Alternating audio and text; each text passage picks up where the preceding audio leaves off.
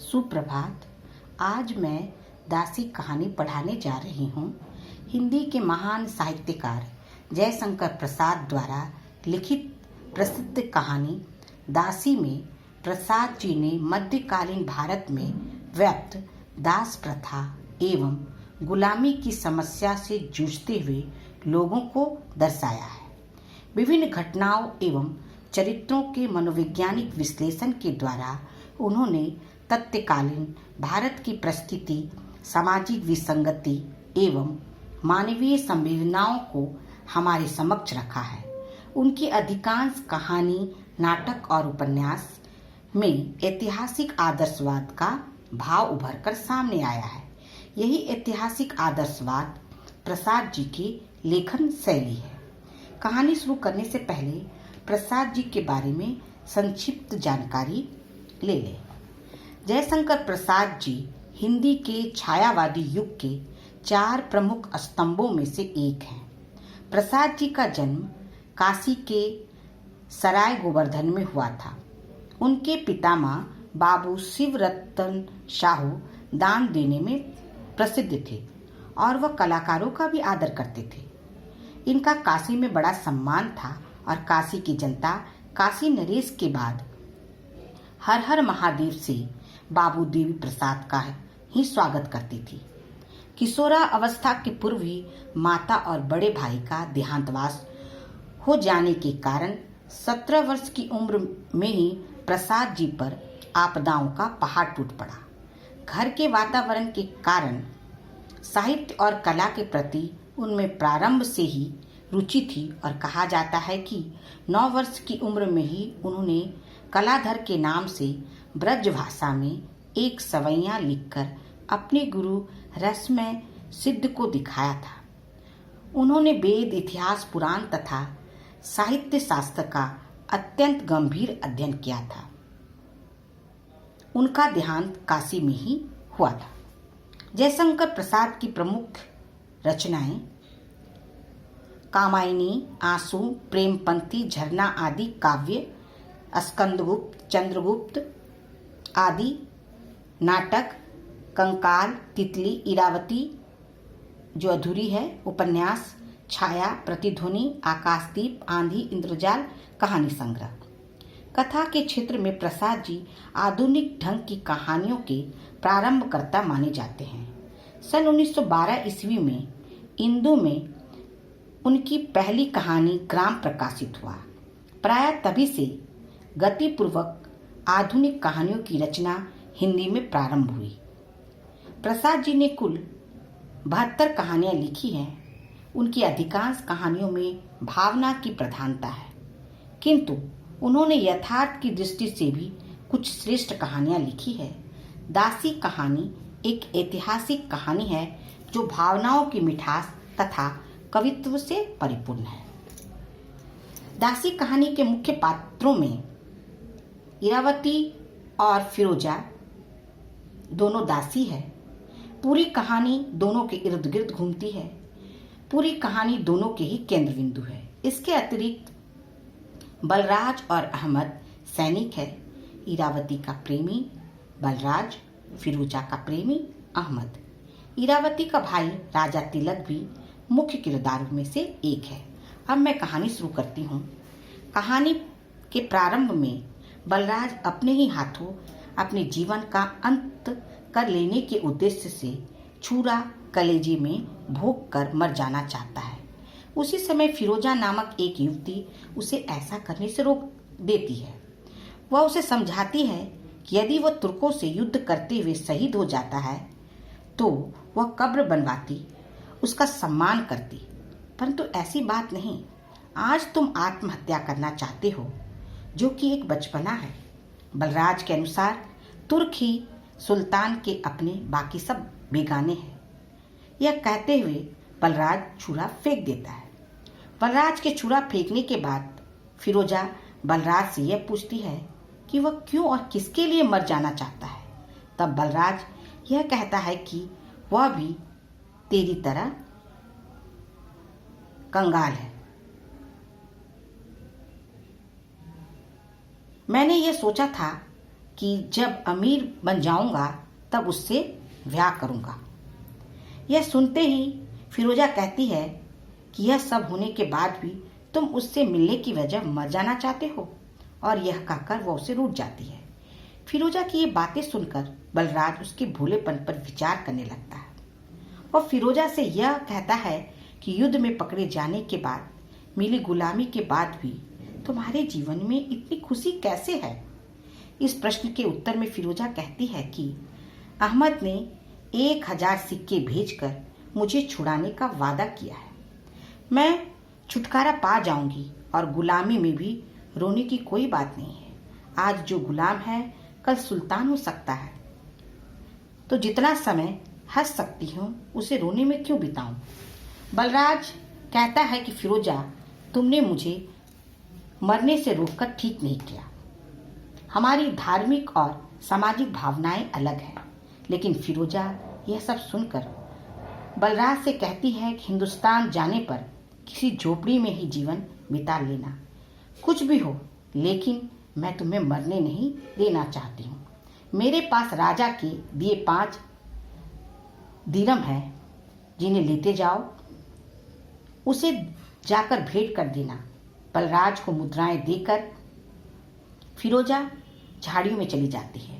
फिरोजा के जाने के बाद राजा साहब आकर यह कहते हैं कि मैंने तुम्हारी सारी बातें सुन ली है, जिससे मेरा मन विचलित हो उठा है। मैं भी तुमको हिंदुस्तान जाने की सलाह देता हूँ। राजा साहब कहते हैं कि मैं प्रतिकूल परिस्थितियों में चुप रहना ठीक समझता हूँ।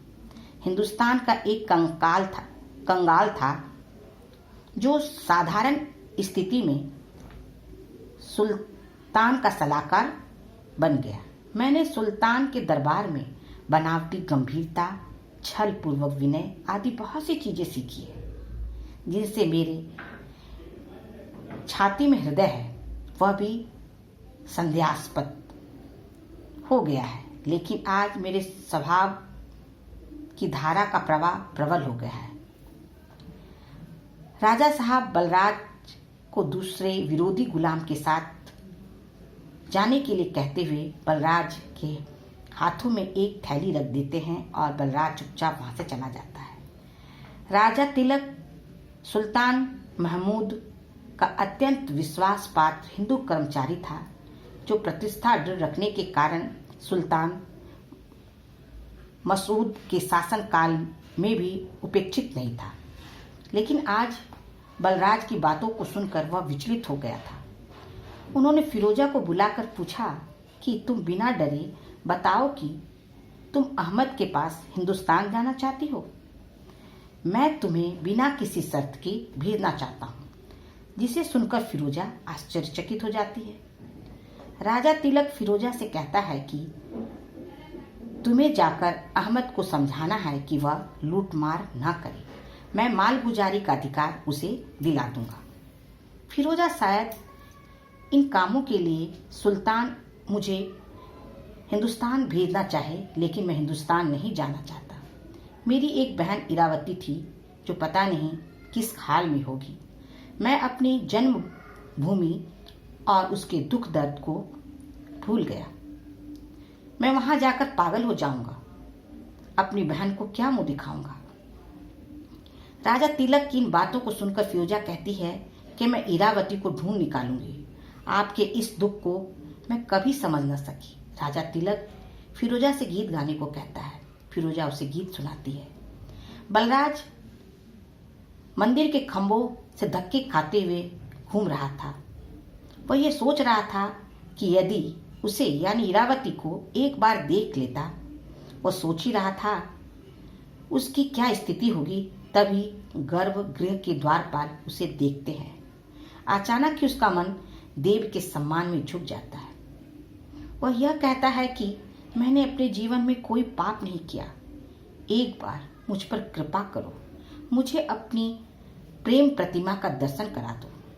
प्रार्थना करने के बाद जब बलराज ने सिर उठाया तो उसे किसी के अपने पास से खिसकने का एहसास होता है। बलराज उसके पीछे जाता है, संदिग्ध स्वर में उसे बुलाया और आलिंगन करने के लिए दौड़ा, लेकिन इरावती उसे रोक देती है। कहती है कि बलराज, तुम मेरी रक्षा नहीं कर सके। मैं अब कलंकित हो गई हूं। अब मुझे कलंकित हो गई हूं। अब मैं तुम्हारे स्नेह की योग नहीं रही। जिसे सुनकर बलराज कहता है कि मेरे प्रेम के पवित्रता की अग्नि तुम्हारी पवित्रता को और उज्जवल कर देगी। इरावती यह कहती है कि मैं अब तुम्हारे साथ नहीं जा सकती।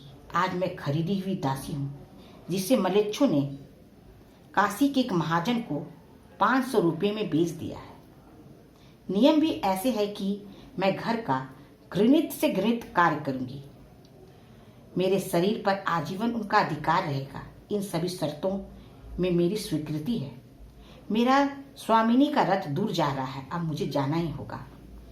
बलराज निराश होकर कहता है कि फिरोजा ने व्यर्थ ही आशा दी। इस प्रकार बलराज इरावती की बातें सुनकर दुखी हो जाता है। इरावती जिस ओर गई वह भी उसी ओर चल पड़ा। इरावती को देखने के लिए बलराज रात दिन धन दत्त के उपवन से नगर तक का चक्कर लगाया करता था। अंत में हताश होकर वह निश्चय करता है कि वह काशी छोड़कर चला जाएगा। असुरों के समान बल वाला उसका शरीर आज निर्जीव सा प्रतीत हो रहा है। तभी वहां पर कुछ घुड़सवार से वह टकराता है। वे बलराज से रास्ता पूछते हैं तो बलराज यह कहता है कि मैं तुम्हारा नौकर नहीं। तब नियाल तगीन उसे पकड़ने का हुक्म देता है। वह बलराज को पहचान जाता है। नियाल तगीन बलराज को बनारस जाने का कारण बताता है कि वह नगर देखने और फिरोजा के लिए बनारसी जरी के कपड़े लेने आया है। वह यह भी कहता है कि बलराज तुम नहीं बदले। बातचीत के दौरान नियाल तगीन के मुख से फिरोजा के बारे में सुनकर बलराज उसके साथ पड़ाव पर चलने के लिए राजी हो जाता है। वे सब बनारस की गलियों में थे। फिरोजा कम ख्वाब देख रही थी और नियाल तगीन अपने लिए नग चुन रहा था। फिरोजा ने कपड़े के थान छाड़ दिए, जिसे देखकर दुकानदार ने कहा कि सिर्फ तंग करने के लिए आए हुए हो, कुछ न लेना न देना।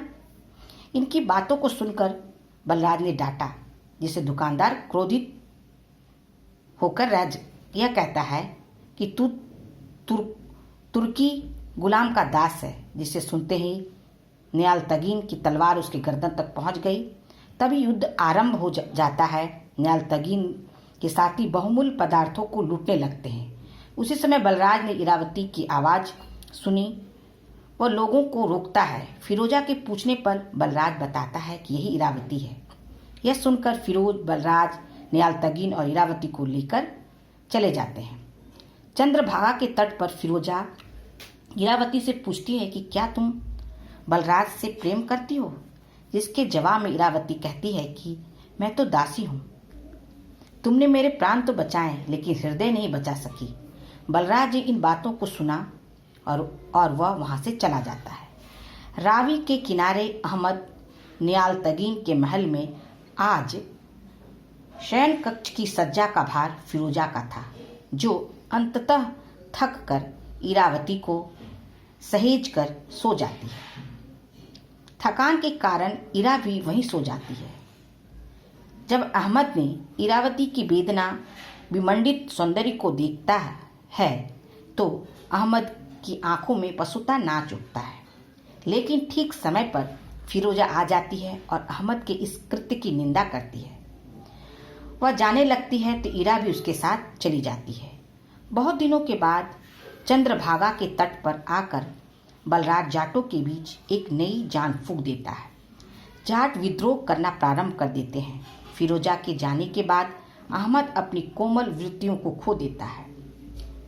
यह पता चलने पर कि गजनी की सेना लेकर तिलक भी आ रहा है, वह यह विचार करता है कि जाटों के मिल जाने से गजनी के हाथों से पंजाब लिया जा सकता है। फिरोजा और इरावती घने वन में एक वृक्ष के नीचे है। तभी जाटों का दल आता है, जिसका नेतृत्व बलराज करता है। बलराज फिरोजा को उसकी सुरक्षा का वादा करता है। उसी समय अहमद आ जाता है और फिरोजा और इरावती को देखकर उन्हें पकड़ने की बात करता है।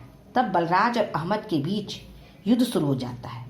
उसी समय तुर्कों का सेना राजा तिलक के साथ आ जाती है। उसके आने से युद्ध तो रुक जाता है, लेकिन तब तक बलराज का भाला अहमद की सीना चीर देता है। बलराज भी घायल हो जाता है। फिरोजा अहमद का सिर गोद में लिए हुए है और ईरा बलराज का सिर गोद में लिए हुए है। तिलक यह दृश्य देखकर विस्मित हो जाता है। बलराज और ईरा के संवाद से तिलक को यह पता चलता है कि यह ईरा ही उसकी बहन है। इस प्रकार अंत में तिलक वर्षों बाद अपनी बहन ईरा से मिलता है। बलराज चनाव प्रांत के जाटों का सरदार बन जाता है और ईरा वहाँ की रानी।